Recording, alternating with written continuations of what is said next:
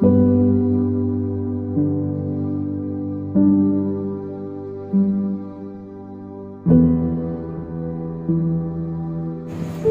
ప్రియమైన వారులారా, ఇంతవరకు మనం ఆరాధనలో పాటల ద్వారా ప్రభువాన్ని స్తుతించి ఉన్నాము. వాక్య పఠనం ద్వారా, అదేవిధంగా స్తుతి ఆరాధనల ద్వారా మన దేవాలయ దేవుడిని ఎంతగానో మహిమపరుచున్నాం. ఇప్పుడు మనం ప్రాముఖ్యమైన భాగంలోకి వచ్చిన పిల్లారా, మన ఆత్మలకు కావలసినటువంటి ఆత్మీయ ఆహారమును దేవుడు మనకు సమృద్ధిగా దయచేయలాగన ప్రార్థన చేసుకుని వాక్య భాగంలోనికి వెళదాం. మహావీరుడు మహోన్నతుడైనటువంటి మా ప్రియ పరలోకపు తండ్రి, నీ యొక్క పరిశుద్ధమైన నామానికి స్తుతులు స్తోత్రములు చెల్లిస్తున్నాం ప్రభువా. గడిచిన వారం నుండి తండ్రి ప్రభు, ఈ వారం వరకు మమ్మల్ని అందరినీ సజీవుల లెక్కలో ఉంచి కాచి కాపాడి ఇంతవరకు నిన్ను ఆరాధించడానికి, నిన్ను కీర్తించడానికి, నిన్ను మహిమపరచడానికి మీరు ఇచ్చినటువంటి గొప్ప భాగ్యమును బట్టి మీకే స్తుతులు స్తోత్రములు చెల్లిస్తున్నాం ప్రభువా. ఇప్పుడు మాకు కావలసినటువంటి ఆత్మీయ ఆహారమును నీ యొక్క దైవ గ్రంథం ద్వారా మేము ధ్యానించుతుండగా తండ్రి ప్రభా, నీ యొక్క పరిశుద్ధాత్మ శక్తి చేత మమ్మల్ని అందరినీ నింపి నీ ప్రజలకు కావలసినటువంటి వర్తమానమును సమృద్ధిగా దయచేయడం నాయన. మా నోటికి మీరు బోరగా ఉండి మీరే మాతో మాట్లాడమని ఘనత మహిమ ప్రభావములు మీకు ఆరోపిస్తూ యేసు నామములో ఈ మనవులన్నీ అడిగి వేడుకొనుచున్నాం తండ్రి. ఆమేన్, ఆమేన్. ప్రియులారా, మనం ప్రాముఖ్యమైన భాగంలోకి వచ్చాము. ఈరోజు మన వాక్య ధ్యానాంశము మనందరికీ చాలా కాలముగా తెలిసిన వాక్య భాగము, ఎన్నో సంవత్సరాలుగా మనం వింటూ వస్తున్న వాక్యము. అదేమనగా విత్తువాని ఉపమానం. ఏంటి చెప్పండి? విత్తువాని ఉపమానం. ఇందులో ప్రాముఖ్యముగా యేసు ప్రభు వారు ప్రతి సందర్భంలో కూడా ఆయన మాట్లాడుతూ ఉపమాన రీతిగా మాట్లాడుతూ ఉండేవారు. ఉపమానం ఒక కథ రూపంలో అందరికీ అర్థమయ్యే విధంగా సామాన్య భాషలో అర్థవంతంగా బోధిస్తూ ఉండేవారు యేసు ప్రభు వారు.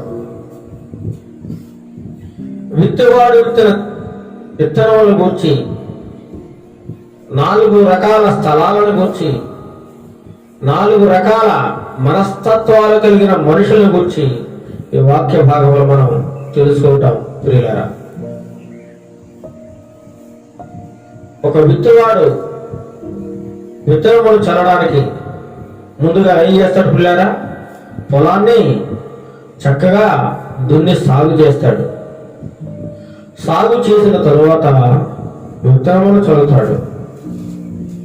ఆ విత్తనములు చల్లినప్పుడు 4 రకాల ప్రదేశాల్లో పడ్డాయట. ఎన్ని రకాల ప్రదేశాల్లో? 4 రకాల ప్రదేశాలు. ఆ 4 రకాల ప్రదేశాల్లో పడినప్పుడు అవి ఏ విధంగా మొలకెత్తినవి? ఈ 4 రకాల మనస్తత్వాలు కలిగిన మనుషులలో ఆ విత్తనం అనగా అర్థం ఏంటి చెప్పండి? దేవుని యొక్క వాక్యము. విత్తనం అంటే ఏంటి? దేవుని యొక్క వాక్యము. విత్తనం అనగా బీజము. దేవుని యొక్క బీజము, దేవుని యొక్క విత్తనము, దేవుని యొక్క వాక్యము. విత్తేవాడు ఎవరంటే దేవుని యొక్క కుమారుడు యేసు ప్రభు వారే. ఎవరు చెప్పండి? విత్తేవాడు ఎవరు? యేసు ప్రభు వారే. ఆయన నోట్లో నుంచి వచ్చిన ప్రతి మాట కూడా మనుషులు ఏం చేస్తుందట? బ్రతికిస్తుంది. ఏం చేస్తుంది? బ్రతికిస్తుంది. జీవం కలిగిన మాటలు. ప్రతి ఒక్క మాట చాలా వాల్యుబుల్, విలువైనది. ఆయన మాట బంగారం కంటే విలువైనవి, వజ్రాల కంటే విలువైనవి. అందుచేతనే ఆనాటి ప్రధానికము ఆ యొక్క మాటలు వినడానికి తండోపతండాలుగా ప్రభువారు ఎక్కడ ఉంటే అక్కడికి వచ్చి ఆయన మాటలు వింటూ ఉండేవారు. ఇంకా చూడాలంటే అనేక మంది స్వస్థతల కోసం వస్తూ ఉండేవారు. వారి యొక్క అనారోగ్య సమస్యల నుండి విడుదల పొందాలని వస్తూ ఉండేవారు. దెయ్యాల నుండి విడుదల పొందాలని వస్తూ ఉండేవారు. రకరకాల రుగ్మతలతో, బాధలతో, రకరకాల సమస్యలతో యేసు ప్రభు వారి దగ్గరికి వస్తూ వారికి సమస్యలు పోగొట్టుకుంటూ ఉండేవారు. వారికి వ్యాధి బాధలను విడుదల పొందుతూ ఉండేవారు. అంతేకాకుండా దేవుని యొక్క ఆణిముత్యాలంటే మాటలు వినడానికి కూడా ప్రజలు తండోపతండలుగా బయలుదేరి వస్తూ ఉండేవారు. మనం చూసినట్లయితే మత్తయి సువార్త 13వ అధ్యాయము మొదటి నుంచి మనం ధ్యానం చేద్దాం పిల్లారా. చదవండి. ఆ దినమందు యేసు ఇంట నుండి వెళ్ళి సముద్ర తీరమున కూర్చుండెను.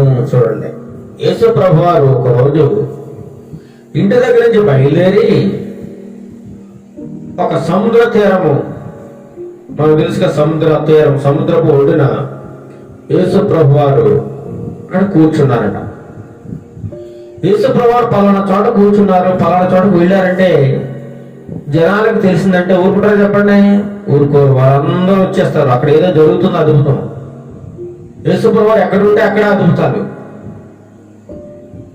ఆయన మాటలు వినాలని చెప్పి జనాలు వస్తూ ఉండేవారు. తర్వాత చదవండి. బహుజన సమూహములు తన యొద్దకు కూడి వచ్చినందున ఆయన దోణికి కూర్చున్నాడు. జన సమూహం అంతా కిక్కిసిపోయారు. చాలా జనాభా వచ్చేసారు. ప్రభు వారు సముద్ర తీరంలో ఉన్నారంటే వచ్చేసేవారు. పలానా గలిలయ ప్రాంతంలో ఉండేవారంటే వచ్చేసేవారు. యెరూషలేములో ఉన్నారంటే ప్రజలు తండలుగా వస్తూ ఉంటారు. ఆయన ఎక్కడుంటే అక్కడికి జనులు గుంపులు గుంపులుగా వస్తారు. జన సమూహములు తన యొద్దకు కూడి వచ్చినందున ఆయన దోణి ఎక్కి కూర్చున్నాడు. దోణి అనేది పడవ. ఆ సముద్ర తీరంలో ఉన్నటువంటి పడవలు చాలా ఉంటాయి కదా, అందులో ఒక పడవ ఎక్కి యేసు ప్రభు వారు కూర్చున్నారు. ఆ జనులందరూ కూడా చుట్టుపక్కల కూర్చుని ఉన్నారు. యేసు ప్రభు వారి శిష్యులు కూడా వారితో ఉన్నారు. ఆయన వారిని చూసి చాలా సంగతులు ఉపమాన రీతిగా వారితో చెప్తా ఉన్నాడు అన్నట్టు. ఉపమానం ప్రతి ఒక్క సందర్భంలో కూడా ఆయన ఉపమానం లేకుండా ఏం మాట్లాడలేదు పిల్లారా.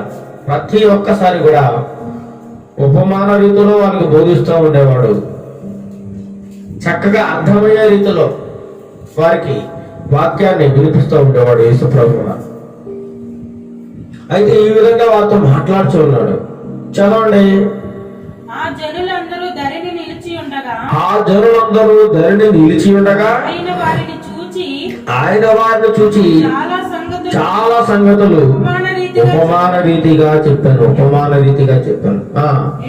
ఎట్లనగా ఇదిగో విత్తువాడు విత్తుటకు బయలు వెళ్ళాను. విత్తువాడు ఎక్కడికి బయలుదేరాట? ఎక్కడికి బయలుదేరాడు? ఎక్కడ విత్తుతాడు విత్తనాలు? పొలంలో విత్తనానికి ఒక విత్తువాడు, విత్తనాలు చల్లేవాడు బయలుదేరాడు. నాటడానికి మొక్కలు కాదు, విత్తనాలు నాటడానికి బయలుదేరాడు అనమాట. వెళ్ళి అతని యొక్క పొలంలోనికి వెళ్ళి ఏం చేస్తా ఉన్నాడు? వాడు విత్తు చూడగా, చదవండి, వాడు విత్తు చూడగా కొన్ని విత్తనములు త్రోవ ప్రక్కన పడేవి. పక్షులు వచ్చి వాటిని మృంగివేశారు. తర్వాత కొన్ని చాలా మన్ను లేని రాతి నేలన పడెను.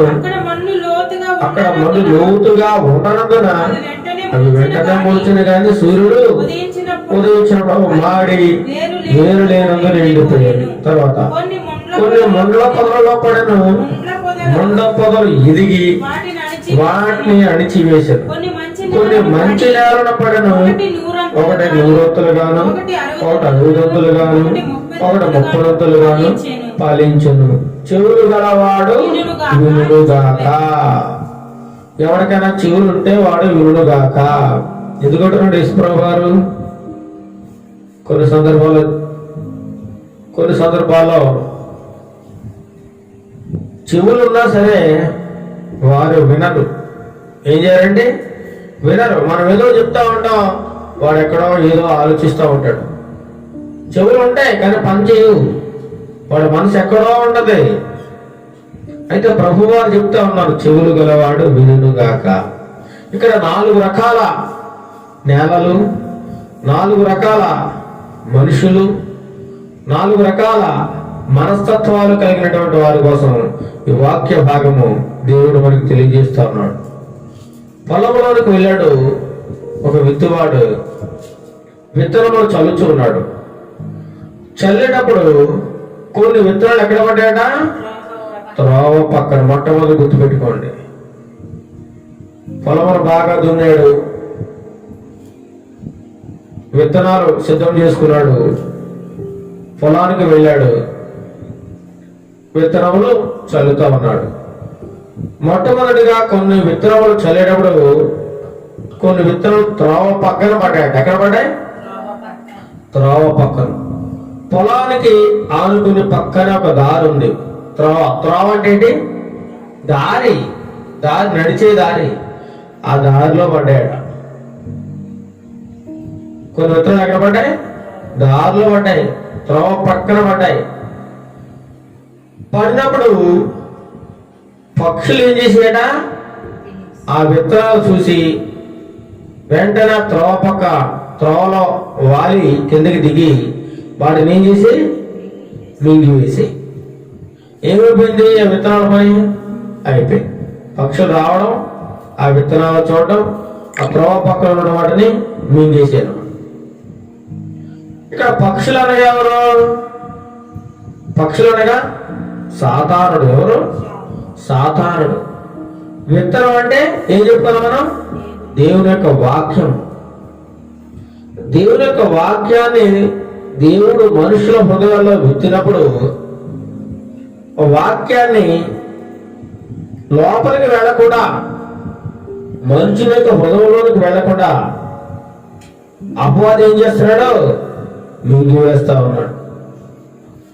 చాలా మంది వాక్యాన్ని వింటారు ప్రియులారా, వింటారు కానీ ఈ చెబుతే వింటారు, ఈ చెబుతో వెంటనే విడిచిపెడతారు, గ్రహించరు, వినకుండా చేస్తాడు సాతానుడు. చాలా మంది దైవ సన్నిధికి వస్తూ ఉంటారు కానీ వారి యొక్క ఆలోచన అంతా లోకంలో ఉంటది. నా ఇల్లు ఏమైపోతుందో, నా పిల్లలు ఏమైపోతున్నారు, నా సంసారం ఏమైపోతుందో, ఇదే ఆలోచన. వాక్యాన్ని ఏమాత్రం వినరు, చెవిని పెట్టరు. సాతానుడు వాళ్ళ ఉండి ఏం చేస్తారట? వాక్యాన్ని వినకుండా చేస్తాడు. వారి హృదయంలో ఒకవేళ వాక్యం పడినా సరే ఆ వాక్యాన్ని వాడు ఎత్తుకుపోతాడు. దుష్టుడు ఏం చేస్తాడట? వాక్యాన్ని ఎత్తుకుని వెళ్ళిపోతాడు. విననీయుడు ఏమాత్రం కూడా. వినేలా వారి యొక్క మనస్సును అక్కడ కేంద్రీకరింపనీయుడు. వాక్యాన్ని విని వెంటనే విడిచిపెట్టేస్తారు. సాతానుడు వచ్చి వాక్యాన్ని ఏం చేస్తారట? ఎత్తుకుని వెళ్ళిపోతాడు. వారు వాక్యానుసారంగా నడవాలనుకుంటారు కానీ నడవనీయుడు దుష్టుడు. వీడి హృదయంలో ఎవరున్నారు? దుష్టుడు ఉన్నాడు, సాతానుడు ఉన్నాడు. కాబట్టి వాక్యం వినేయుడు. నేను కూడా నా యొక్క చిన్నతనంలో సన్నిధిలోకి వెళ్ళినప్పుడు పాటలు పాడేంత వరకు చర్చిలో ఉండేవాడిని. సరిగ్గా వాక్యం ప్రారంభం అవుతున్న సమయానికి బయటకు వెళ్ళిపోయేవాడు. ఎందుకంటే సాతానుగాడు వాక్యం వినే టైంకి నువ్వు ఇక్కడ ఉండకు, బయటకు వెళ్ళిపోవు అని చెప్పి మనకి ఏదో ఒకటి గుర్తు చేసి బయటికి వెళ్ళిపోయేలా చేస్తూ ఉంటాడు పిల్ల. సాతానుగాడు వాక్యాన్ని విననీయుడు. సరిగ్గా వాక్యం దగ్గరికి వచ్చేసరికి వాడు రకరకాల ఆలోచనలు మన హృదయాల్లో నింపి, లేదంటే రకరకాల పనులు కల్పించి వాక్యాన్ని వినకుండా చేసేస్తాడు. మన దృష్టిని మార్చేస్తాడు. వాక్యం ఉంటే ఏమైపోతాం? మనం బాగుపడిపోతాం. వారిని మనకు దగ్గర రానియం, వారికి అవకాశం ఉండదు. కాబట్టి వాడు ఏం చేస్తాడు? వాక్యమును విననీయుడు. వాక్యాన్ని ఎత్తుకుపోతాడు సాతానుడు. అనేక సార్లు ఈ సైతానుగాడు మన హృదయాల్లో తిష్ట వేసుకుని దేవునికి దూరం చేసేస్తూ ఉంటాడు. వాక్యం ఒకవేళ మన హృదయంలో పడినట్లయితే మనం మారిపోతాం, మంచివారిగా అయిపోతాం, నీతి గలవారిగా జీవిస్తాం, దేవుడిని సేవించేవారుగా ఉంటాం. కాబట్టి వాడికి ఇష్టం ఉండదు. దేవుని నుంచి ఎలాగైనా మానవుడిని విడదీయాలి, ఆ యొక్క సంబంధాన్ని తెంచేయాలి అనేటువంటిది ఆది నుంచి కూడా వాడి యొక్క ప్లాన్ అది. అందుచేతనే దుష్టుడు వాక్యాన్ని విననీయుడు. ఈనాడు చూసినట్లయితే ప్రియులారా, వాక్యం లేక జనులు నశించిపోతా ఉన్నారు. ఈ సత్యవాక్యము అనేక మందికి దొరకక, ఈ దేవుని మాటలు లభించక అనేక మంది నాశనం అయిపోతా ఉన్నారు. వాక్యం అట వారి యొక్క పరిస్థితిని, వారి యొక్క పరిసరాల్ని, వారి యొక్క నడవడికని మొత్తం మారుస్తుంది వాక్యం. వాక్యం వింటే ఈ సైతాన్ వీడు ఏం చేస్తాడు? వాక్యాన్ని విననీయుడు. మొట్టమొదటిగా వాడు విననీయుడు. త్రోవ పక్కన పడ్డ విత్తనాలు ఏం చేశాడు? పక్షులు చూసి వెంటనే ఏం చేసాయి? మింగేసాయి. అలాగే ఎప్పుడు వాక్యం విత్తబడుతుంది మన హృదయంలోనికి వెళ్ళేలోపు ఏం చేస్తాడు వీడు? వాడు ఎత్తుకుని పోతా ఉన్నాడు వాక్యాన్ని. అటువంటి మనుషులు ఉన్నారట ఈ లోకంలో. అందుచేతన ప్రభువారు సెలవిస్తా ఉన్నారు, వాక్యం బోధించేటప్పుడు వాక్యాన్ని శ్రద్ధగా వినాలంట. ఏం చేయాలండి? శ్రద్ధగా వినాలి. మన చెవులు వాక్యం మీద కేంద్రీకృతమై ఉండాలి. మన మనసు వాక్యం మీద కేంద్రీకృతమై ఉండాలి. దైవ సేవకుడు ఏం బోధిస్తున్నాడు, ఏ వాక్యం వస్తుంది, పరిశుద్ధాత్మ శక్తి ద్వారా అతను మాట్లాడుతూ ఉన్నాడా, ఆ వాక్యం నా గురించేనా, నా యొక్క బ్రతుకు మారడానికే కదా ఈ వాక్యం అని గ్రహించినట్లయితే వానికి హృదయం మారిపోతుంది. అలా మారడానికి సాతానుడు ఒప్పుకోడు. కాబట్టి ఈ యొక్క వాక్యము వాని యొక్క హృదయంలో కీళ్ళు ఫలించకుండానే వాడు ఏం చేస్తున్నాడు? ఎత్తుకుపోతా ఉన్నాడు. దేవునికి వారు చోటు ఇవ్వకుండా, వాక్యానికి చోటు ఇవ్వకుండా అపవాది మనుషులను ఏం చేస్తాడు? గలిబిలి చేసేసి వాక్యాన్ని లోపలికి వెళ్ళనీయకుండా అడ్డుపడతా ఉంటాడు. పిల్ల ఇక్కడ చూసినట్లయితే కొన్ని విత్తనాలు ఎక్కడ పడ్డాయట? త్రోవ ప్రక్కన పడాను. వాడు పక్షులు వచ్చి వాటిని మింగివేశారు. పక్షులు అనగా సాతానుడు. దేవుని యొక్క వాక్యం హృదయంలో పడిందంటే వాని యొక్క హృదయం మారిపోతుంది. ఎంత దుర్మార్గుడినైనా, ఎంత కర్కోటకుడినైనా, ఎంత నీచుడినైనా, ఎంత అసహ్యకరమైన కార్యం చేసేవాడైనా, ఎంత వ్యభిచారైనా, ఎంత దొంగనైనా మార్చేది దేవుని యొక్క వాక్యం. వాక్యము, ఈ వాక్యం వినడం ద్వారా బందిపోటు దొంగలు మారిపోయారు, వ్యభిచారులు మారిపోయారు, నరహంతకులు మారిపోయారు. ప్రపంచంలో ఈనాడు అనేక మంది వాక్యం విని మారిన వారే. చాలా మంది వాక్యం లేక నశించిపోతూ కూడా చాలా మంది ఉన్నారు. మానవుణ్ణి నాశనం నుండి తప్పించేది, నరకాల నుండి తప్పించేది కేవలం దేవుని యొక్క వాక్యం మాత్రమే. వాక్యంలో అంత శక్తి ఉంది ప్రియులారా. వాక్యం అనగా ఎవరు? దేవుడు. దేవుని యొక్క నోటి నుంచి వచ్చిన ప్రతి మాట ఇది. వాక్యం అంటే దేవుడే. ఈ దేవుడి యొక్క మాటలు మన హృదయంలోకి వెళ్ళి మనం ఎక్కడ బాగుపడతామేమో అనే సాతానుడు మన పక్కనే కాచుకుని కూర్చోంటాడు. కూర్చుని ఆ వాక్యాన్ని వినేటప్పుడు మన మనసును ఆ వాక్యం మీద కేంద్రీకరించకుండా వాడు మన మనసును తిప్పేస్తాడు. తిప్పేసి వాడి వైపు మరల్చుకుని రకరకాల పనులు కల్పించి, రకరకాల కార్యక్రమాలకు మనల్ని ఇన్వాల్వ్ చేసేసి వాక్యం నుంచి దూరం చేసేస్తా ఉంటాడు పిల్లలు. కాబట్టి సాతాను వాక్యాన్ని ఎత్తుకుపోతా ఉన్నాడు. వాడి పని ఏంటంటే వాక్యాన్ని దొంగిలించడం. మానవుని దేవుని నుంచి దూరం చేయడం వాడి యొక్క ముఖ్య ఉద్దేశం. మనుషులు నాశనమైపోవాలి, మనుషులు పతనమైపోవాలి, మనుషులు చెడ్డవారిగా మారిపోవాలి, మనుషులు నీచమైన కార్యాలు చేయాలి, దేవునికి దూరం అయిపోవాలి. ఇది వాడు మొదటి నుంచి వేస్తున్న పన్నాగములు, ఎత్తుబడులు పిల్లారా. వాక్యం బోధిస్తూ ఉంటాం, కానీ వాక్యాన్ని మన హృదయంలోనికి వెళ్లకుండానే అడ్డుకుని వాడు గుర్తుకుని వెళ్ళిపోతూ ఉంటాడు, మనిషిని నాశనాన్ని తీసుకెళ్ళిపోతూ ఉంటాడు. ఇది మొదటి రకం మనుషులు. వాక్యాన్ని వింటారు కానీ వాక్యానుసారంగా నడవరు, ప్రవర్తించరు.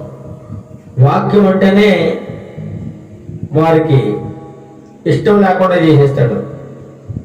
కొంతమంది వాక్యం సమయంలోనే దూరం వెళ్ళిపోతుంటారు. చాలా మంది చూడండి, అనేక మీటింగ్లో చూస్తూ ఉంటాం మనం. పాటల్లో ఉంటారు, సాక్ష్యాల్లో ఉంటారు, సరిగ్గా వాక్యానికి వచ్చేసరికి ఒకరు వెళ్ళిపోతూ ఉంటారు. అసలైన ప్రాముఖ్యమైన భాగంలోకి వచ్చేసరికి వెళ్ళిపోతూ ఉంటారు. ఎందుకంటే సాతానుడు వాళ్ళని ఆ విధంగా నడిపిస్తూ ఉంటాడు. కాబట్టి పిల్లారా, మొదటి రకం విత్తనాలు ఎక్కడ పడ్డాయట? త్రోవ పక్కన పడ్డాయి. మొదటి రకం వాక్యం అది. మొట్టమొదటి వాక్యం ఎక్కడ పడింది? త్రోవ పక్కన పడింది. అయితే అది ఇంకా భూమిలోనికి వెళ్ళకముందే, అంటే హృదయంలోనికి వెళ్ళకముందే ఆ విత్తనము, ఆ దేవుని యొక్క వాక్యము వెంటనే సాతానుడు వచ్చి దొంగిలించి వెళ్ళిపోయాడు. వారేమైపోతారు చెప్పండి? హృదయంలో వాక్యంలో వారు ఏమైపోతారు? నాశనం అయిపోతారు. ఇది మొదటి రకం మనుషులు. వాక్యానికి దూరం అయిపోతారు. వాక్యం వాడు తొలగించేస్తాడు, వాడు మన హృదయంలోనికి వెళ్లకుండా చేస్తాడు. కాబట్టి పిల్లరా, ఈ విధమైన మనుషులు ఉన్నారని చెప్పి దేవుడు తెలియజేస్తా ఉన్నాడు. రెండవ రకం మనుషులు చూడండి, రెండవ రకం విత్తనాలు కొన్ని చాలా మన్ను లేని రాతి నేలను పడేను. కొన్ని ఎక్కడ పడ్డాయట? రాతి నేల మీద పడ్డాయి. అదే పొలం, అది పొలం అంతా ఒకటే, విత్తనాలు చల్లుతూ ఉన్నాడు. పొలం అంటే ఏంటి తెలియదు పిల్లారా? పొలం అంటే లోకం. పొలం అంటే ఎవరు? లోకం. అంటే ఈ లోకంలో ఇన్ని రకాల మనుషులు ఉన్నారో దేవుడు తెలియజేస్తారో మనకి. ఇప్పుడు ఇక మొదటి రకం మనుషులు మనం చూసాం. ఎక్కడ? త్రోవ పక్కన పడ్డాయి. విత్తనాలు ఎక్కడ పడ్డాయి? త్రోవ పక్కన. అంటే హృదయంలోకి వాక్యం వెళ్ళకుండానే ఆ వాక్యాన్ని సైతానుడు ఏం చేశాడు? ఎత్తుకుని వెళ్ళిపోయాడు అనమాట. ఇది మొదటి రకం విత్తనం అది. అదే విధంగా చాలా మంది మనుషులు ఆ వాక్యాన్ని లోపలికి వెళ్ళకుండానే సాతానుడు వారి హృదయంలోంచి దొంగిలించేసి వారిని పతనం చేసి నాశనం చేసి నిత్య నరకాగ్నికి గురి చేస్తా ఉన్నాడు ప్రియుల. రెండవ రకం విత్తనాలు ఎక్కడ పడ్డాయట? రాతి నేలను, మన్ను లేని రాతి నేలను పడను. చదవండి అక్కడ. మన్ను లోతుగా ఉండనందున అవి వెంటనే మొలిచెను, కానీ సూర్యుడు ఉదయించినప్పుడు అవి మాడి వేరులుగా ఎండిపోయాను. చూడండి, కొన్ని ఏమో రాతి నేల మీద పడ్డాయి. అక్కడ పైన కొంచెం మట్టి ఉన్నట్లు కనబడుతుంది. అడుగునేమో ఏముంది? రాయి ఉంది. మొత్తం రాయి ఉంది అక్కడ. అక్కడ పడ్డాయి విత్తనాలు. అయితే ఈ విత్తనం ఏమైందట? మొలిచింది. కొంచెం నీరు తగిలినప్పుడు ఏమైంది? మొలిచింది. మొలిచిన తర్వాత ఆ విత్తనం యొక్క వేరు ఎక్కడికి వెళ్ళాలి? భూమి లోపలికి వెళ్ళాలి. కానీ ఆ భూమి లోపల అడుగున ఏముంది? రాయి ఉంది. రాయి ఉంది కాబట్టి ఆ విత్తనం లోపలికి వెళ్ళకుండా ఏం అడ్డుకుంటుంది? రాయి అడ్డుకుంటుంది. ఈలోగా ఆ విత్తనం మొలిచి చిన్న మొలకు వచ్చింది. ఆ ఉదయమే సూర్యుడు ఉదయించాడు. తీక్షణమైన ఎండ కాస్తుంది. ఆ యొక్క మొక్కకు ఉన్నటువంటి నీరంతా ఆవిరైపోయింది. కింద చూస్తే రాయి ఉంది. ఆ మొక్క ఏమైపోయింది పిల్లరా? ఎండకే ఎండిపోయింది. దేవుని యొక్క వాక్యము ఒక మనుషుని హృదయంలో పడింది. ఇక్కడ విత్తనం ఏమైంది? ఆ హృదయంలో పడింది. కాకపోతే ఆ వాక్యము లోతు అనేది ఆయనకి లేదు. వాక్యపు లోతులోనికి ఆయన వెళ్ళలేదు. ఆ వాక్యాన్ని గ్రహించలేదు. దేవుని వాక్యాన్ని విన్నాడు ప్రియులారు. ఇక్కడ దేవుని వాక్యాన్ని ఏం చేశాడు? విన్నాడు. వాక్యాన్ని అంగీకరించాడు. అయితే కొంతకాలం పాటు విశ్వాసంలో నమ్మకంగా ఉన్నాడు. నేను దేవుని బిడ్డను అన్నాడు. దేవుడు నాకు చాలా ఇష్టం అన్నాడు. ఆయన నాకు ఆశ్రయం అన్నాడు. అయితే కొంతకాలానికి ఈ యొక్క అడుగున రాయి ఎప్పుడైతే తగిలిందో, సూర్యుడు ఎప్పుడైతే వచ్చాడో ఆ మొలకెత్తిన మొలక సూర్యుని ఎండకు తగిలి ఆ వేరు ఎప్పుడైతే లోతుగా లేదో ఆ మొలక ఏమైందండి? మొలకెత్తిన మొక్క ఎండిపోయింది. అలాగే విశ్వాస యొక్క జీవితంలో రకరకాల శ్రమలు, నిందలు, అవమానములు, హింసలు ఇవన్నీ కలగానే విశ్వాసంలోంచి ఈ యొక్క మనుషుడు తొలగిపోయి వెంటనే ఏం చేస్తాడట? లోపల కలిసిపోతా ఉంటాడు. ఏం చేస్తాడు? వీడి యొక్క భక్తి కొంతకాలం వరకే. ఆ వేరు లోపలికి వెళ్ళనీయడం లేదు సాతానుడు. కింద ఒక బండ, అడ్డు బండ ఉంది, అడ్డుగా ఆ రాతి మీద పడిందేమో, ఆ పై పైన ఉన్నటువంటి ఆ మన్నుకి అది మొలకెత్తింది, కానీ ఆ మొలక ఇంకా వేరు లోపల చొచ్చుకుపోవడానికి రాయి అడ్డంగా ఉండడం వల్ల వీరు ఫలించలేకపోయింది. ఆ మొక్క ఎండిపోయింది, నిష్ఫలం అయిపోయింది. మొదటి రకం విత్తనమేమో భూమి లోపలికి వెళ్లకుండానే పక్షులు వచ్చి ఎత్తుకెళ్ళిపోయాయి. రెండవ రకం విత్తనమేమో ఆ యొక్క రాతి నేల మీద పడింది, మొలకెత్తింది. సూర్యుడు రాగానే వేరు లోతుగా లేనందున ఆ మొలక ఏమైంది? ఎండిపోయింది. విశ్వాస యొక్క జీవితంలో కూడా ప్రియులారా, వాక్యాన్ని వింటాడు.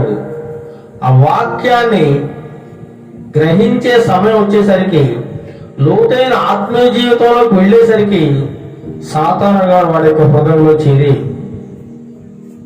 వాడికి రకరకాల శ్రమలు కలుగు చేసి, రకరకాల నిందలు, అవమానాలు ఇవన్నీ కలిగేసరికి వాడు ఏం చేస్తాడట? ఇవన్నీ వాడు కల్పిస్తూ ఉంటాడు. అప్పుడు విశ్వాసంలోంచి తొలగిపోయేలా చేసేస్తాడు అనమాట. లోకంతో కలిసిపోతానికి వెళ్ళాం. కొంతకాలమే వీరు భక్తి సాతానుడికి చేరువైపోతాడు. వాక్యాన్ని ఇక వినరు, అశ్రద్ధ చేస్తాడు. వీరెవరట? రెండో రకం మనుషులు. వాక్యాన్ని వింటారు, కానీ ఆ వాక్యాన్ని లోతైన అనుభవంలోకి తీసుకుని వెళ్ళడు. వాక్యానుసారమైన జీవితం వీరికి ఉండదు. వాక్యం ప్రకారం వీరు నడవరు. పైకి భక్తి గలవారికి నటిస్తూ ఉంటారు, కానీ వారిలో దేవుని యొక్క శక్తి ఏమాత్రము వారిలో ఉండదు. పిల్లాడ రాతి నేలన పడిన విత్తనం గల హృదయం గల వారు కూడా వీరే. సంఘంలో ఇటువంటి వారు కూడా చాలా మంది ఉంటారని దేవుడు ఇక్కడ తెలియజేస్తా ఉన్నాడు. వాక్యాన్ని విన్నట్లే ఉంటారు, కానీ వాక్యానుసారమైన జీవితం రాదు, ఉండదు వాళ్ళకి. ఏదైనా చిన్న శ్రమ కలగానే, అయ్యో నాకు దేవుడు, నేను చిన్నతనం నుంచి దేవుని ఆరాధిస్తూ ఉన్నాను, ప్రార్థిస్తూ ఉన్నాను, నాకు ఈ శ్రమ వచ్చింది, నన్ను దేవుడు ఏం కాపాడాడు, ఈ నిందలు నాకే ఎందుకు రావాలి? చాలా మంది అంటూ ఉంటారు, యేసు ప్రభువును నమ్ముకున్నందుకే నీకు ఈ బాధలు వచ్చాయి, ఈ శ్రమలు వచ్చాయి, ఈ నిందలు, అవమానాలు వచ్చాయి, అందుకే నేను అందరూ ఈ విధంగా నిందిస్తా ఉన్నారు అని చెప్పినప్పుడు వారు వెంటనే ఆ యొక్క మాటలు విని, అది యొక్క వారి విరిగిపోయి వారి యొక్క మాటలు విని వారు ప్రభు వారిని కూడా వదిలేసి లోకంలో కలిసిపోయే అవకాశం ఉందన్నమాట. కాబట్టి ప్రియులారా, మన్ను లేని రాతి నేలన పడిన విత్తనాల్లో ఉన్నాడు మనుషులు. వాక్యము వారి యొక్క హృదయం లోపలికి చొచ్చుకెళ్ళిందంటే బాగుండు, కానీ వెళ్ళలేదు. వారి యొక్క హృదయం లోపలికి వెళ్ళలేదు కాబట్టి వారు ఫలించారా? పడిన చెప్పండి, ఫలించలేదు. వారికి నిష్ఫలం అయిపోయింది ఆ యొక్క విత్తనం. రెండో రకం విత్తనం కూడా నిష్ఫలం, పనికి రాకుండా పోయింది. రాత్రి నేల పడి అది కూడా పనికి రాకుండా పోయింది. మనుషులు కూడా అలాగే ఉన్నారు పిల్లలు. మొదటి రకం విత్తనం త్రోవ పక్కన పడింది, నిష్ఫలం అయిపోయింది. సాతాను కూడా వచ్చి ఎత్తుకుపోయాడు పక్షుల రూపంలో.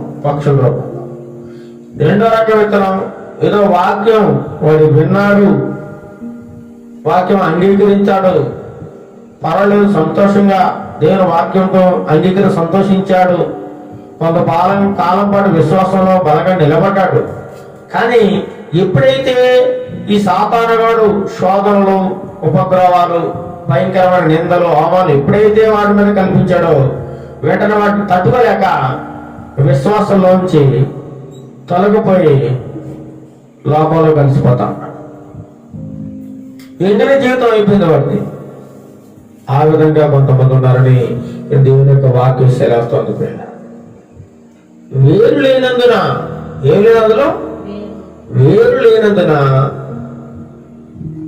లోతైన అనుభవం వారికి లేనందున శ్రమలు, నిందలు, అవమానాలు రాగానే విశ్వాసం తొలగిపోతా ఉంటాడు. లోకంలో కలిసిపోతాడు, మళ్ళీ మామూలు స్థితికి వెళ్ళిపోతా ఉంటాడు. ఇటువంటి మన రెండో రకం మనుషులు చూడండి. రెండు రకాల మనుషులు, రెండు రకాల మనస్తత్వాల గురించి మనం విన్నాం. మొదటి రకం వాడు ఏం చేశాడు? వాక్యాన్ని అంగీకరించకుండానే, వాడి హృదయంలో పడకుండానే నాశనం అయిపోయాడు. రెండో రకం వాడి హృదయంలో వాక్యం వెళ్ళింది కానీ వాడికి లోతైన అనుభవం లేదు. యేసు ప్రభువుకి శక్తి ఏంటో తెలుసుకోలేకపోయాడు. లోతుగా వెళితేనేమో వాక్యము ఆ యొక్క శక్తి ఏంటో తెలుస్తుంది. వాక్యం అనేది రెండు అంచులుగా కటమాట, ఎటు వెళ్ళినా తెగ నలుపుతూ ఉంటుంది. కానీ ఆ యొక్క అనుభవాన్ని అతను కలిగి ఉండలేదు. కాబట్టి మధ్యలో ఏమైపోయాడు? విశ్వాసం నుంచి తొలగిపోయాడు. ఫలితం లేకుండా పోయింది ఆ విత్తనం. ఆ వాక్యం ఏమైపోయిందండి? ఫలితం లేదు. వాడు విన్నాడు కానీ ఆ వినడు దాని ప్రకారం వాడి జీవితం లేదు. అందుకే పాడైపోయాడు. ఇలాంటి స్వభావం కలిగిన వారు సంఘంలో ఉన్నారు, మీలో ఉన్నారు అని దేవుడు మనకు తెలియజేస్తానంటాడు. ఈ విధంగా మనం ఉండకూడదు. ఈ ఇద్దరు కూడా నిష్ఫలం అయిపోయింది. ఈ విత్తనాలు రెండు కూడా, ఈ వాక్యము వృధా అయిపోయింది. ఇక మూడవ రకం చదవండి. కొన్ని ముండ్ల పొదలలో పడను, ముండ్ల పొదలు ఎదిగి వాటిని అణిచివేశాను. కొన్ని విత్తనాలట ముండ్ల తప్పుల్లో పడ్డాట. ఎక్కడ? ముళ్ళు తప్పుల్లో మనం చూస్తూ ఉంటాం. ముళ్ళు తప్పుల్లో వేసిన విత్తనం ఆ మొక్క మొలకెత్తి ఎదుగుతుందో చెప్పండి? ఎదగాలని ఎంతగా ప్రయత్నించినా ఆ యొక్క పైన ముళ్ళు ఆ తుప్పలన్నీ ఏం చేస్తాయి? ఆ మొక్కనే అణిచివేస్తాయి. అదే విధముగా ఒక మనిషి దేవుని యొక్క వాక్యమును హృదయంలో అంగీకరించి ఆ విత్తనం మొలకెత్తింది, వాక్యాన్ని అంగీకరించాడు, దేవుని అందులో భయము భక్తి కలిగిన జీవితం ఉంది.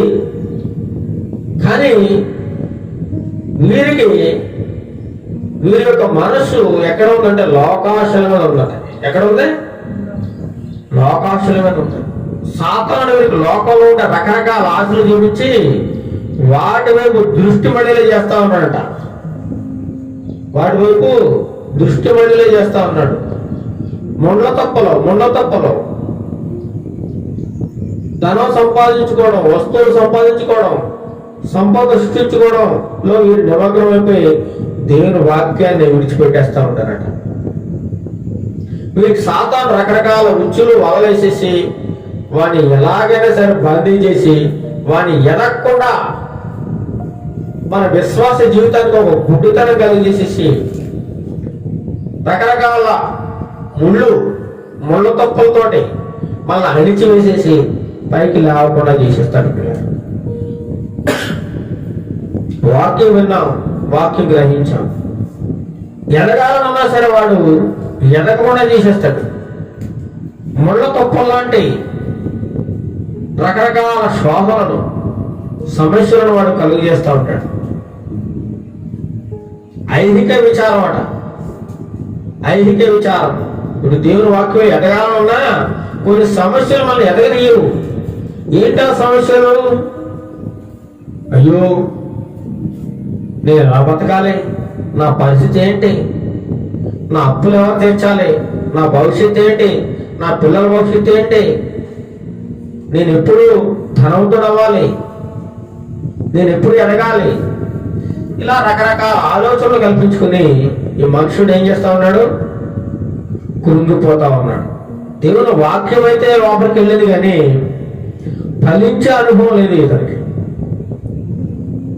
వాక్యాన్ని ఆధారం చేసుకుని దానిలో ఎదగాలనుకున్నా సరే ఎదగకుండా అతను ఏం చేస్తాడంటే ఈ లోకం అతను కొరగదీసేస్తా ఉంది. సాతానుడు అతని హృదయంలోకి బయలుదేరి ప్రభువులో కొనసాగాలని అనుకున్నా సరే అతనికి ఒక అడ్డు ఉంది. ఏంటా అడ్డు? కులం అనే అడ్డు, బంధువులనే అడ్డు. అయ్యో, నా కులపస్తులందరూ ఏమనుకుంటారో నేను ప్రభువుని నమ్ముకుంటే, నేను ఈ భక్తిలో సాగితే వారందరూ నా దగ్గరికి రారేమో, నా బంధువులు నాకు దూరం అయిపోతారేమో, వారు ఏమైనా అనుకుంటారేమో అని ప్రభు వాక్యాన్ని పూర్తిగా విడిచిపెట్టేసి తర్వాత మధ్యలో లోకానికి దాసులైపోయి, లోకాశలకు దాసులైపోయి సాతాను కబంధాస్తాల్లోకి వెళ్ళిపోతా ఉన్నారు చాలా మంది. వీరికి ధనం మీద అధిక వ్యామోహం కలుగుతూ ఉంది పిల్లారా. దైవగ్రంథంలో ధనమును నమ్ముకునేవాడు పాడైపోతున్నాడు దేవుని వాక్య సెలవుతూ ఉంటుంటే ఇతను ఏం చేస్తాడు? ఈ లోకాశంలో నేను ధనం సంపాదించుకోవాలి. ధనం మీద అధిక వ్యామోహం కలుగుతూ ఉంటుంది. ధన సంపాదన కోసం ఏం చేయడానికైనా వెనకాడ కొంతమంది మండల పొదపు లాంటి రకరకాల సమస్యలు, ఆలోచనలు వీరిని పూర్తిగా కృంగదీసేస్తాయి. మొలతప్పులో పడింది విత్తనం, కింద ఏముంది? మట్టిలో మట్టి ఉంది, అడుగున మొలకెత్తింది, కొంచెం పెరిగింది, పైన ఏమున్నాయి? ముళ్ళ తప్పలు ఉన్నాయి. లోకాశలు అనే ముళ్ళ తప్పులు, ధనం వ్యామోహం అనే ముళ్ళ తప్పలు, ఐహిక విచారములు. అయ్యో, నా పరిస్థితి ఏంటి? నేను ఎలా బ్రతకాలి? రేపు నా భవిష్యత్తు ఏంటి అనే రకరకాల ఆలోచనలతో ఇక మా ఈ ఐహిక విచారము మానవ హృదయాన్ని రోజుకు కృంగదీసి ఆధ్యాత్మిక జీవితంలో ఎదగకుండా అణిచివేస్తున్నాయట ఈ సమస్యలన్నీ కూడా. ముండ్ల కప్ప లాంటి సమస్యలు ఇతని హృదయంలో చెలరేగి ప్రలోభాలన్నిటికీ లొంగిపోయి చివరికి దేవుని వాక్యాన్ని అతని హృదయంలో లేకుండా సాతానుడు తొలగించేసే సమస్య ఆ వ్యక్తి తెచ్చుకుంటా ఉన్నాడు పిల్లలు. ముళ్ళ పొదలు లాంటి సమస్యలు తనంతట తానే కల్పించుకొని వాటిలో కూరుకుపోతా ఉన్నాడు పిల్లలు. ఇది మూడవ రకం మనుషులు, మూడవ రకం విత్తనాలు ముళ్ళ తప్పుల్లో పడ్డాయి. చూడండి, అక్కడ ముళ్ళ తప్పుల్లో పడేను ముళ్ళ పొదలు ఎదిగి వాటిని ఏం చేశారట? అడిచివేశాను. ఎదిగే చెప్పండి ఒకలో, ఇది కూడా ప్రయోజనం లేదు. ఈ మూడో రకం మనుషుల్లో కూడా దేవుని యొక్క వాక్యం విన్నాడు, అంగీకరించాడు, వాక్యానుసారంగా నేను జీవిస్తానన్నాడు, ప్రభువులో కొనసాగుతానన్నాడు. మరలా మధ్యలో లోకాశలు ప్రవేశించింది, ధనం ప్రవేశించింది, కులం గుర్తొచ్చింది, బంధువులు గుర్తొచ్చారు. అమ్మో, ఇవన్నిటికీ నేను దూరం అయిపోతానేమో, ప్రభువుల నుండి ఇవన్నీ వదులుకోవాలేమో. సాతానుడు ఎలాంటి ప్రలోభాలకు వీరిని గురి చేస్తా ఉన్నాడు. రకరకాల సమస్యలు సృష్టించి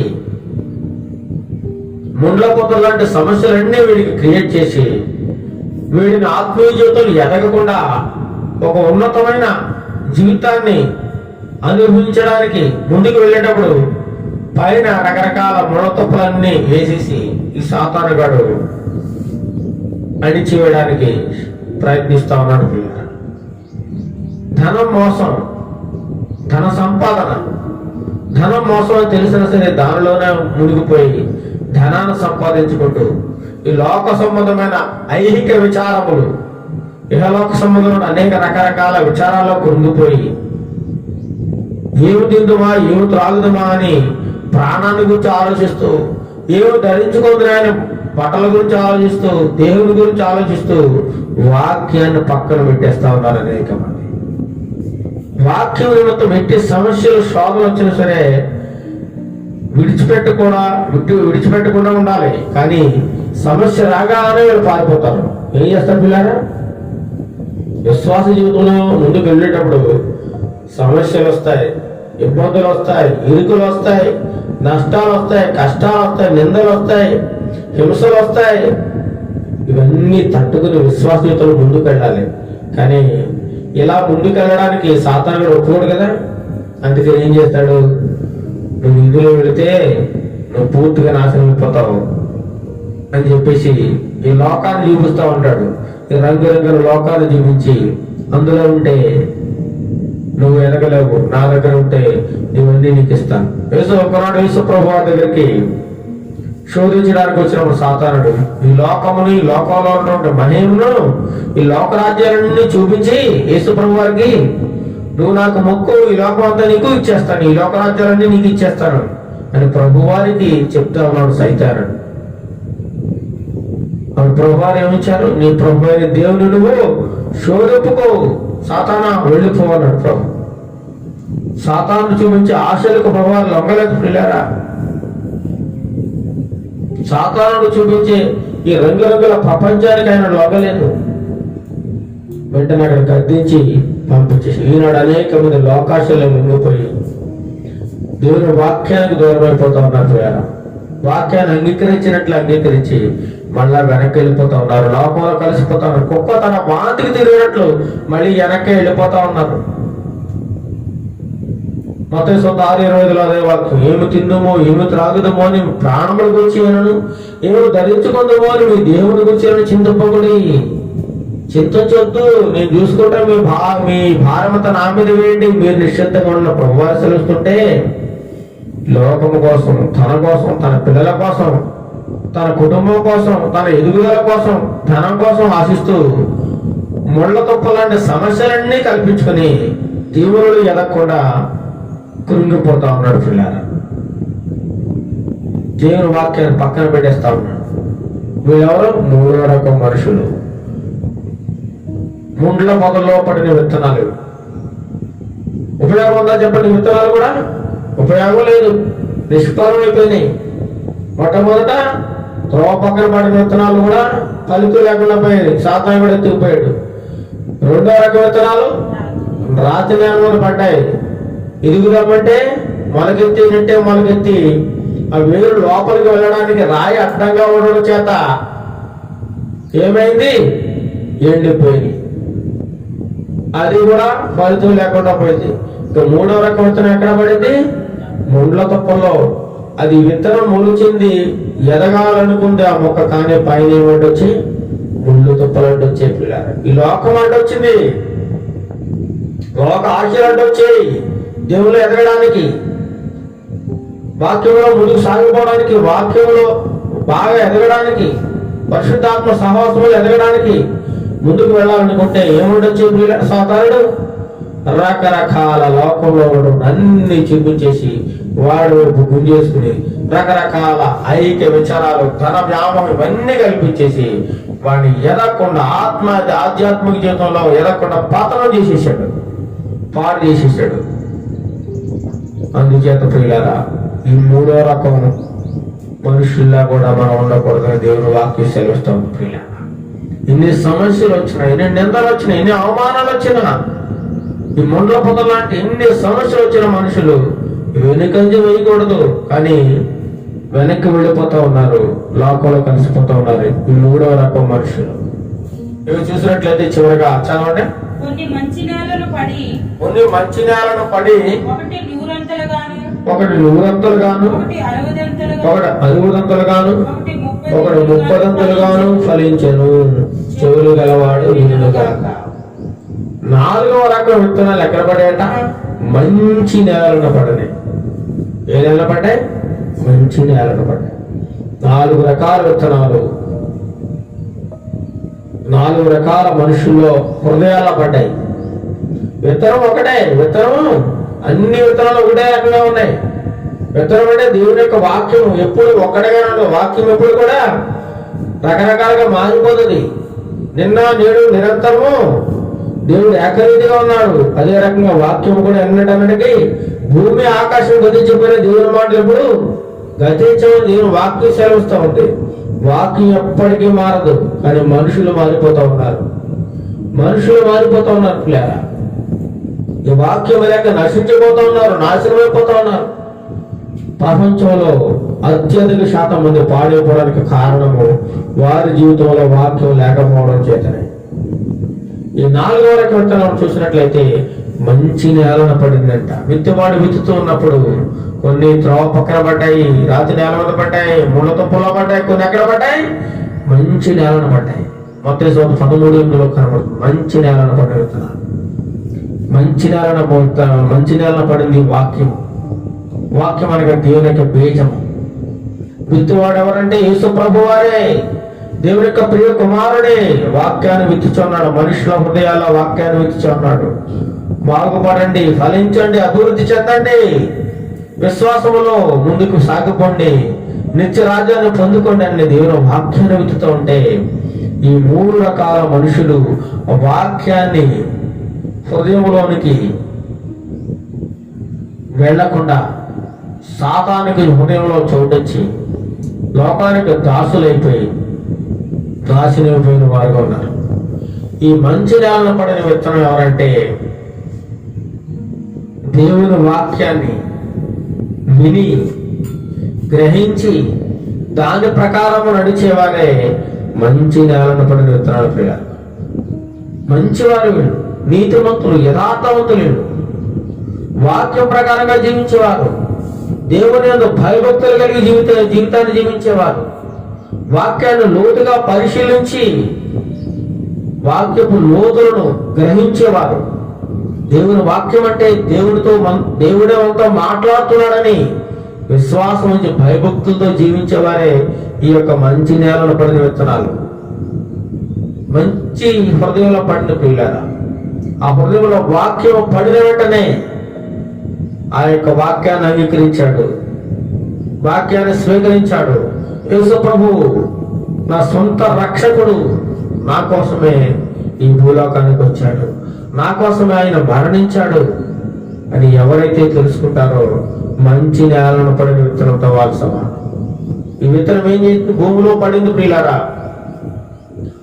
ఆ నేల బాగుంది, చక్కగా ఆ వేర్లు లోపలికి తెచ్చుకొని పోయి ఆ నేలలో పడిన విత్తనము చక్కగా మొలకగా మారి ఒక చెట్టు అయ్యి చక్కగా మొలకలు, శాఖలు వచ్చి, కొమ్మలు వచ్చి, అది పూత పట్టి పిందెలు కాయలు వచ్చి ఫలిస్తూ ఉంది. ఆ రైతుకి ఎలా ఉంటుంది? ఆ వ్యవసాయదారుడికి ఎంతో సంతోషం, ఆనందం. 3 రకాల ప్రదేశాల్లో పడిన విత్తనాలన్నీ ఫలితం లేకుండా పోయినాయి. ఎటువంటి ఉపయోగం లేదు. వాక్యము నిష్ప్రయోజనం అయిపోయింది. ఎప్పుడైతే ఈ యొక్క మంచి నేలను పడిన విత్తనం ఉందంటో ఆ విత్తనము భూమిలోనికి వెళ్ళి భూమిలో ఉన్నటువంటి నీరుని గ్రహించి మొలకెత్తి మొక్కగా మారి ఫలించి పంటనిస్తూ ఉందన్నమాట. అప్పుడు ఆ విత్తువానికి ఎంతో సంతోషం, వ్యవసాయదారుడికి ఎంతగానో ఆనందం, సంతోషం పిల్లారా. అదే విధముగా ఈ లోకములో మనము దేవుని యొక్క వాక్యాన్ని విని ఆ వాక్యాన్ని గ్రహించి ఆ వాక్యం ప్రకారంగా నడుస్తూ మన పొరుగు వారిని ప్రేమిస్తూ దేవుడు మనకిచ్చిన ఆజ్ఞలన్నీ తూచే తప్పకుండా పాటిస్తూ ఆయన యందు విశ్వాసం ఉంచి పరిపూర్ణమైన భయభక్తులు కలిగి జీవించిన వారు వాక్యంలో దినదినము దిగుతూ ఉంటారు. వారు వాక్యం ప్రకారంగా నడుచుకుంటూ ఉంటారు. వీరు సాతానికి వీరి హృదయంలో చోటు లేదు. చూడండి, ఆ వేరు లోపలికి చుచ్చుకొని పోతా ఉంది, వాక్యం లోపలికి వెళ్ళిపోతా ఉంది. వాక్యం లోనికి వెళ్ళే కొలది ఆ యొక్క హృదయంలో ఫలించే అనుభవం పెరుగుతూ ఉంటుంది. దేవుడు వీరిని ఎల్లప్పుడూ కూడా ఫలించే అనుభవం తీసుకెళ్తా ఉన్నాడు. దినదినము వర్ధిల్లుతూ ఉంటారు. వారికి కుటుంబం వర్ధిల్లుతూ ఉంటుంది. సఫలతను కోరుకుంటా ఉంటారు, పొందుకుంటా ఉంటారు. ఒకడు 100 గాను, ఒకడు 60 గాను, మరి ఇంకొకడు 30 గాను ఫలించే అనుభవంలో ఉన్నాడు. వీరు లోకాశులకు లొంగిపోరులేరా. సాతానుడు చూపించే రకరకాల రంగుల ప్రపంచానికి వీరు లొంగిపోరు, ధనానికి లొంగిపోరు. అయ్యో నా భవిష్యత్తు ఏమిటని వీళ్ళు విచారించరు. నా పిల్లల భవిష్యత్తు ఏంటని విచారం ఉండదు వీరికి. నిత్యము ఆనందం, సంతోషమే. దేవుడే సమస్తాన్ని చూసుకుంటాడు. నా జీవితాన్ని దేవుడి చేతిలో పెడితే నా జీవితాన్ని దేవుడే నడిపిస్తాడు అనేటువంటి ఒక నమ్మకంతో వారు ముందుకు సాగిపోతూ ఉంటారు. సమస్తము దేవుని మీద మాత్రం ఆధారపడుతూ ఉంటారు. పిల్లారా, నా కులం వారు నన్ను నిందిస్తారేమో, నా మతం వారు నన్ను వెలివేస్తారేమో అనే భయం వేయకూడదు. ఎన్ని శ్రమలు వచ్చినా, ఎన్ని నిందలు వచ్చినా, ఎన్ని సాతాను శోధనలు వచ్చినా సరే వీరెంత మాత్రమో వాక్యాన్ని విడిచిపెట్టరు. సాతానికి వీరి హృదయంలో చోటు లేదు. పిల్లారు, ఎటువంటి లోకాశులకు వీరు ప్రలోభాలుగా లొంగిపోరు. వీరి యొక్క గురి గమ్యం కేవలం యేసు ప్రభు వారి మీదే ఉంటుంది. ఎటువంటి ప్రలోభాలకు కూడా వీరు లొంగిపోరు. సాతానుడు చూపించే ఎటువంటి ఆశలు కూడా మీరు లెక్క చేయరు, పట్టించుకోరు పిల్లారా. దేవుని వాక్యం నన్ను బ్రతికిస్తుంది అనే విశ్వాసంతో మీరు జీవిస్తూ ఉంటారు. వాక్యముల దినదినం అభివృద్ధి చెందుతూ ఫలించే అనుభవంలో మీరు ఉంటారు పిల్లారా. అటువంటి స్వభావం కలిగిన వారే మంచి నేలను పడిన విత్తనాలు లాంటి వారు. దేవుని వాక్యానికి వీరు చోటిచ్చారు. వారి యొక్క హృదయంలో దేవుని వాక్యం లోతుగా వెళ్ళింది. అందుచేతనే వారు ఈ లోకంలో ఉన్నటువంటి దేనికి వారు లొంగరు ప్రియ. నిత్యము ఎదుగుతూ వర్ధిల్లుతూ దినదినము ఆయనలో ముందుకు సాగిపోతూ ఉంటారు తప్ప తిరిగి వెనక్కి చూడరు, ముందుకు సాగిపోతూ ఉంటారు. దేవునిలో వీరు ఫలిస్తూ ఉంటారు. కాబట్టి మనమందరము కూడా ప్రియులరా ఫలించే అనుభవంలో ఉండాలి. దేవుని యొక్క వాక్యానుసారంగా జీవించే అనుభవంలోకి మనం ఉండాలి. దినదినం ఆయన వాక్యములో, ఆయన వాక్యాన్ని బట్టి మన ప్రవర్తన సరి చేసుకుంటూ, మనం ఏ విషయంలో తప్పిపోతున్నామో చూసుకుంటూ వాక్యానుసారమైన జీవితాన్ని మనం కలిగి ముందుకు సాగిపోవాలని దేవుడి ఉదయ కాలంలో మనతో మాట్లాడుచున్నాడు పిల్లలు. అటువంటి కృపను దేవుడు మనందరికీ దయచేయాలని మనం ప్రార్థన చేసుకుంటాం. కాబట్టి పిల్లారా, ఇక 3 రకాల మనస్తత్వాలు కలిగిన మనుషులలో మనము మంచి నేలను పడిన విత్తనము, మంచి హృదయంలో ఆ యొక్క దేవుని వాక్యం పడినట్లయితే ఆ వాక్యము నిష్ఫలము కాదు, ఫలిస్తూ ఉంటది. అప్పుడు దేవుడికి ఎంతగానో సంతోషం పిల్లారా, ఎంతగానో ఆనందం కలుగుతుంది. దేవుని యొక్క వాక్యాన్ని మన హృదయంలో నింపుకోవాలి. దినదినం వాక్యాన్ని ధ్యానించాలి. ఈ లోక సంబంధమైనటువంటి ఆశలు కానీ, లోక సంబంధమైన రకరకాల కార్యక్రమాలు కానీ మనం హృదయంలోకి తీసుకుని రాకూడదు. ఈ దుష్టుడికి మనం ఏమాత్రము చోటు ఇవ్వకూడదు. ఈ అపవాదికి ఏమాత్రం మనం కూడా అవకాశం ఇవ్వకూడదు. దేవుని వాక్యాన్ని మన హృదయంలో పూర్తిగా నింపుకున్నప్పుడు మాత్రమే. కాబట్టి ప్రియులారా, మనమందరము ఫలించి దేవుని వాక్యాన్ని మన హృదయంలో జాగ్రత్తగా ఉంచుకొని మంచి నేలలో పడిన విత్తనములుగా దేవుడు మనందరినీ ఉంచులాగా మనమందరము ప్రార్థన చేసుకుందాం. ప్రియులారా, ప్రార్థన చేసుకుని వాక్యాన్ని ముగించుకుందాం. మహోన్నతుడైన మా ప్రియ పరలోక తండ్రి, నీ యొక్క పరిశుద్ధమైన నామానికి స్తుతులు స్తోత్రాలు చెల్లిస్తున్నాం నాయన.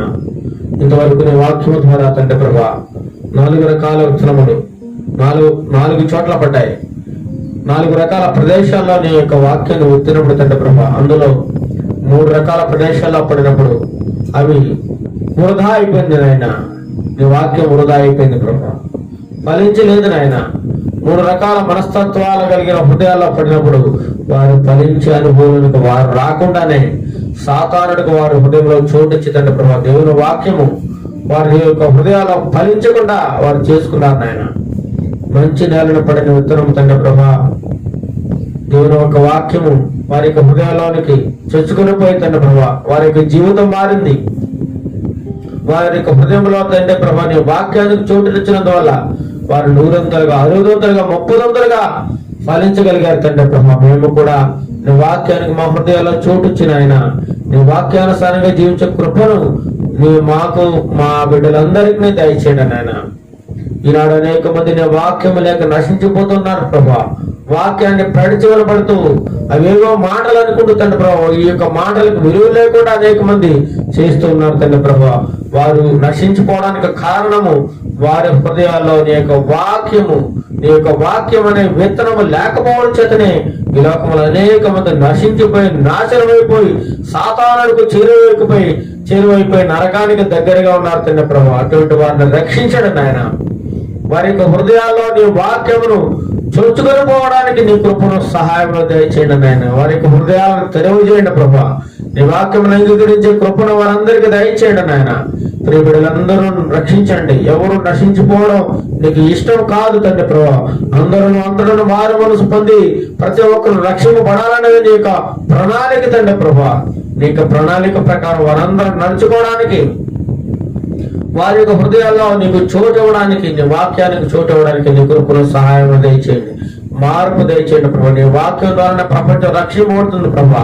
ప్రజలు రక్షింపడాలంటే వారి హృదయంలో నీ వాక్యం ఉండాలి తండ్రి ప్రభా. నీ వాక్యం ఏంటంటే ప్రభా మా జీవితాన్ని వెలిగించేది. మా యొక్క హృదయంలో నీ వాక్యం ఉంటే మేము బ్రతుకుతాం నాయన. నాశనం నుంచి మేము తప్పించబడతాం తండ్రి ప్రభా నాయన. నాశనం నుంచి తప్పించబడే కృపను నీ ప్రియబిడ్డలందరికీ దయచేయండి నాయన.